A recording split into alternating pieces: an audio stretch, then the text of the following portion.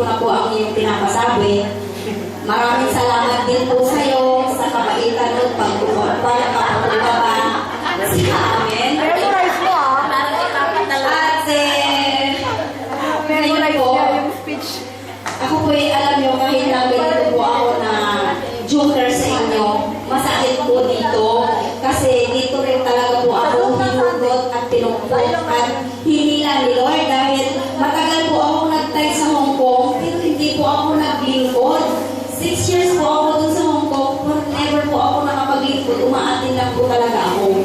Ngayon, ang una-una po na tumawag po sa akin dito, nung nag-zimba po ako, hinila po ako ni Sister Che, Nanay Che, ni Mami Che, kung natatandaan po siya. Na si Shirley, si Nanay Shirley, yung muna po. 3 minutes lang daw nagkukulit. Hindi ko na po maalala ang apelyido ni Mami Che. Yun, siya po nagbigay sa akin ng white na palda na yun. Ngayon, ipinamana ko rin po sa isang tao, hindi ko na po maintindihan. Kung hindi ko na po